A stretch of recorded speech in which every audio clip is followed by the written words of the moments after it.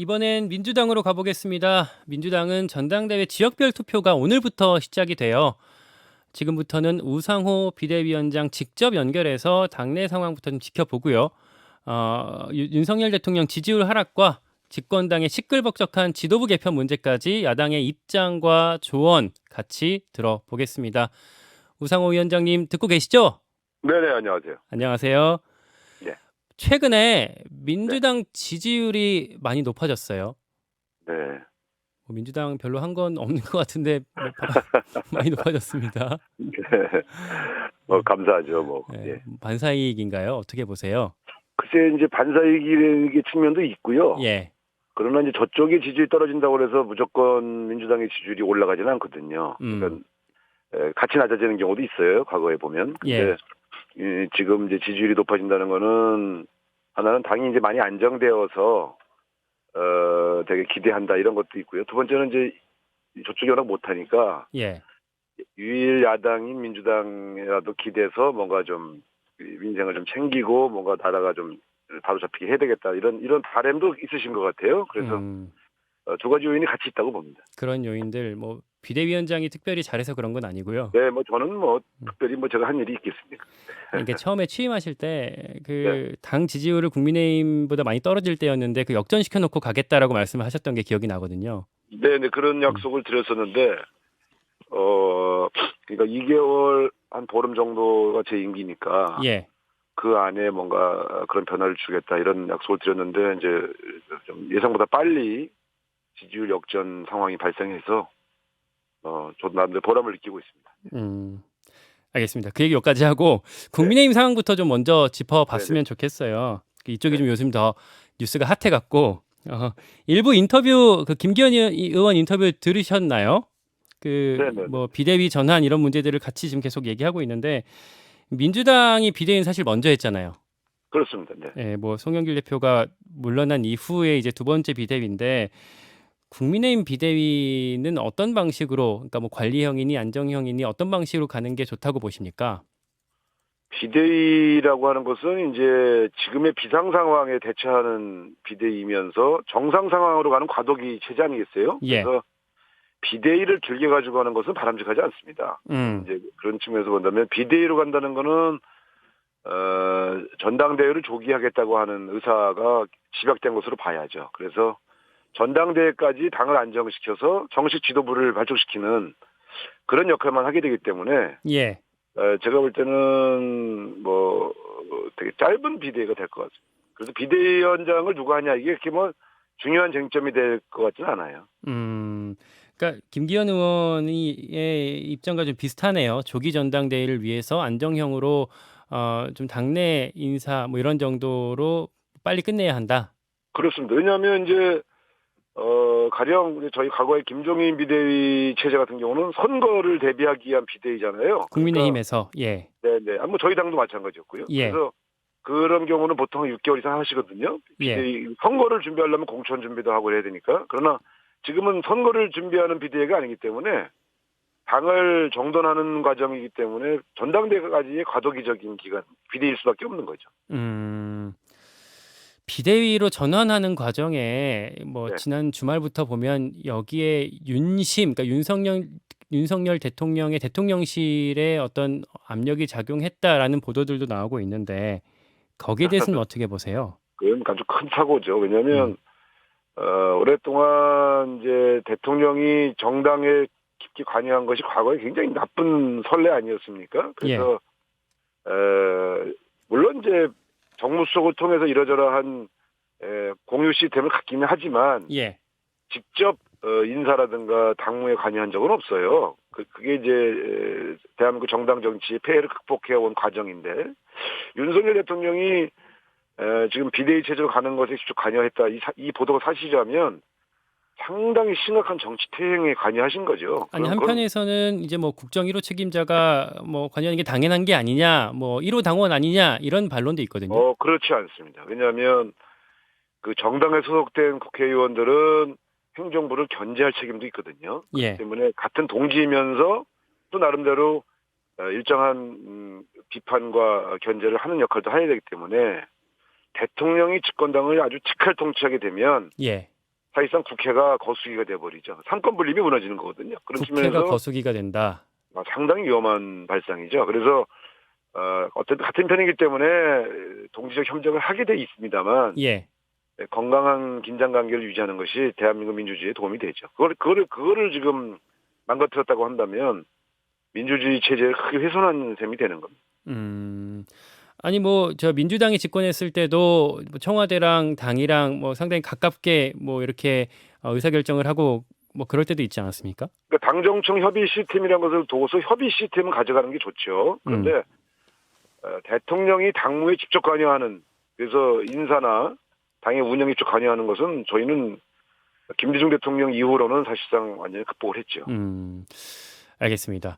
그 여론조사 지지율 얘기로 좀 넘어가서요. 네. 대통령 국정수행 평가가 최근에 여러 여론조사에서 20%까지 그 하락하는 그 추세들을 보이고 있었는데 그 안에 깔려 있는 이유는 좀 뭐라고 보십니까?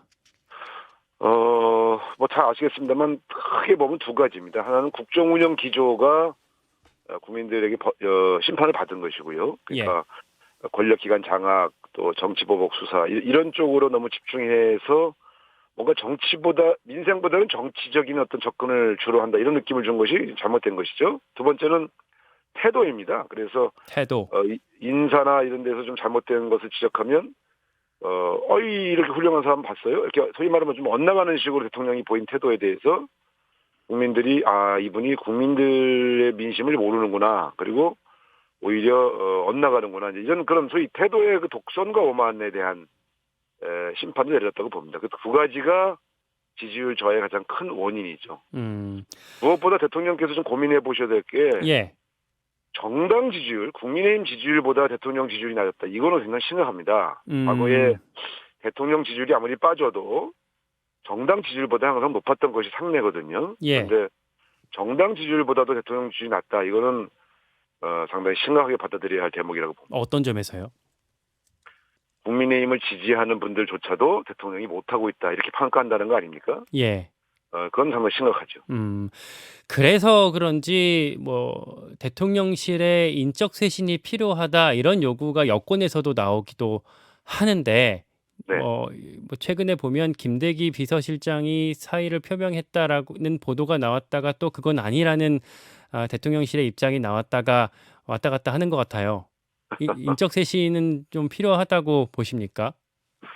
그렇습니다. 이제 지지율이 이 정도 떨어지고 특히 초기에 이렇게 지지율이 급전직하는 것은 굉장히 이례적이기 때문에 쇄신책이 필요하지요. 그래서 좀 당도 비대위로 가는 마당에 지금 내각 총사퇴는 좀 어렵습니다. 지금 내각을 다시 구성하는 것은 내각이 구성된 지 얼마 몇 개월 안 됐기 때문에 집행 체계를 흔드는 것은 지금 위기 대응에 있어서는 좀 어렵기 때문에 임명직 공무원들로 주로 구성되어 있는 비서실, 대통령 보좌에 좀 실패했다, 이런 대국민 사과를 하면서 비서실 개편은 좀 필요해 보입니다. 비서실 개편 구체적으로 뭐 저 비서실장이나 아니면 정무수석 이렇게 거론이 되기도 하는데 뭐 야당 대표가 그런 구체적인 직책까지 거론하는 것은 좀 바람직해 보이지 않고요.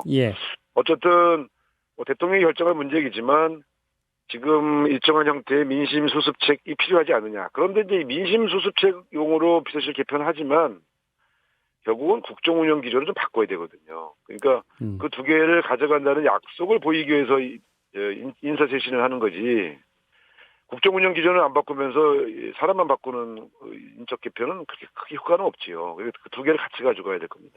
국정 운영 기조, 물론 이제 그 여당 당이 다르기 때문에 국정 운영을 어떻게 해야 하냐라는 시각이 다를 수는 있겠습니다만 민주당이 봤을 때 국정 운영 기조가 어떤 점이 가장 크게 지금 뭐 달라져야 된다라고 보실까요?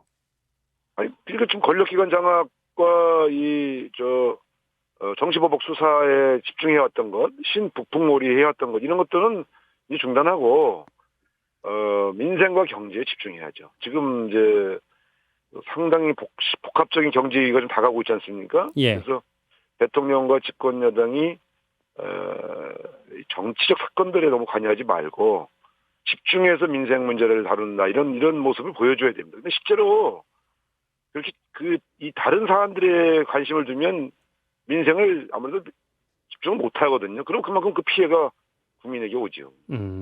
최근에 보니까 민주당에서 그 한덕수 국무총리를 뭐 고발하냐 마냐 이런 논의가 당내에 있는 것 같은데 그건 좀 어떻게 진척 혹은 뭐 논의가 되고 있습니까? 마찬가지입니다. 이게 이제 그 집권 여당이 문재인 정부 때 있었던 임기제 공무원 관련된 인사에 대해서는 수사를 해서 막 장관들을 막 뭐 구속 영장을 치고 막 이러고 있지 않습니까? 예.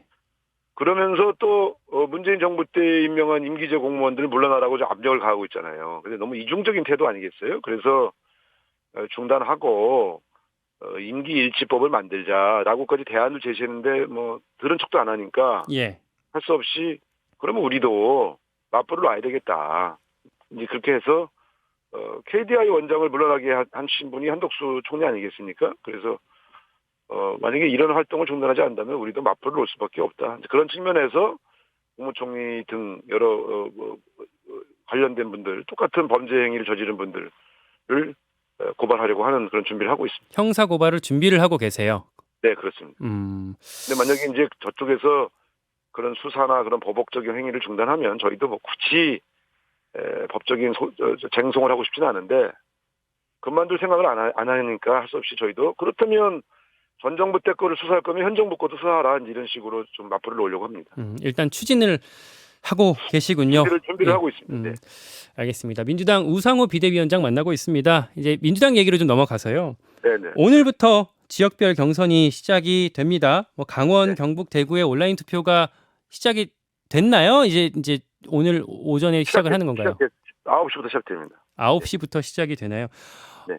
어제 강원 지역에서 그 당권 주자 이재명, 박용진, 강훈식 후보 간의 TV 토론도 있었습니다. 네. 총평을 먼저 좀 해주신다면요. 뭐 아주 각자 자기 색깔을 잘 드러내면서 아주 재미있게 진행됐다 이렇게 저는 보고 있습니다. 말씀을 이렇게 드리고 있습니다만 이렇게 막 흥행이 막 일어나고 있는 것 같지는 않아요. 그 경선의 흥행이라는 것이 사실 대선 정도 되면 몰라도 예. 당대표 선거에서 가장 흥행이 이루어졌던 선거가 언제 있었습니까? 한번 돌이켜 보시면 네. 뭐 지난번에 아마 저 누굽니까? 이준석 대표 됐을 때 국민의힘에서 그때는 예. 깜짝 놀랐죠. 두 가지 아닙니까? 경쟁하는 후보들끼리 엎치락뒤치락하거나 네. 의회의 후보가 당선되거나. 근데 그러면 결국 그것은 그 경선이 결정되는 날 마지막 날 확인되는 거 아니겠어요? 시작하기 전에 흥행이 되냐 안 되냐 이렇게 말씀하시는 건 조금 아니 좀 영화를 개봉도 안 했는데 흥행이 안 됐다 이렇게 얘기하시면 어때요? 그런 점도 있지만 그 요새 뭐 어대명이라고 하죠. 어차피 대표는 네네. 이재명이다. 뭐 이런 흐름 때문에 더 관심이 식어지는 게 아닌가 하는 분석도 있는데. 아니 뭐 이재명 후보가 또 대표가 되셔도 이 당은 뭐 안정되는 거고요. 또 다른 분이 되면 갑자기 이변이 생기는 거니까 더 재미있고. 사실은 전당대회라고 하는 것이 그 자체로 지도부를 뽑는 축제이기 때문에 예. 당내에서는 상당히 시끌시끌합니다. 그렇기 때문에 좀 더 지켜보시면 더 재미있지 않겠나 생각합니다. 당 밖에서 주목하는 쟁점 중 하나가 이제 단일화 이슈인데요. 뭐 네네. 사실 이제 박용진 의원 같은 경우에 단일화 시한으로 이제 잡았던 기간이 3일, 그러니까 오늘까지인데, 근데 전혀 진척이 안 되는 것 같아요. 단일화는 좀 어려울 거예요. 왜냐하면 두 가지인데 하나는 아니 대표 나오시려고 준비하신 분이 등록한 지 며칠도 안 돼서 그만둘 리가 있겠습니까? 두 번째는 이제 두 분 사이에 단일화 방식이라는 게 참 그게 합의하기 어려워요. 그래서 왜냐하면 누구에게 유리한지 불리한지가 너무 뻔하거든요. 그렇게 그런 방식으로는 단일화가 어렵죠. 그러니까 여론조사를 많이 넘으면 박용진 유리하고 네. 당의 어떤 당원들의 의사를 반영하면 조직에서 강한 강훈식이 유리하고 그 차이에 다 아시지 않습니까? 그거를 절묘하게 절충할 수 있는 단일화 방안이 아마 쉽지 않을 겁니다. 그러면 결국 단일화는 끝까지 결렬될 거라고 보시는 건가요? 끝까지 결렬된 게 아니라 초반에 결렬됐다고 저는 보고 있습니다. 아예 끝났다. 네네. 그러면 결국 뭐 이렇게 흐름은 뭐 아니, 이재명 생각해보세요. 후보한테 굳이 그 두 분이 굳이 단일화를 해서 굳이 이재명 후보와 싸워야 할 이유가 있나요?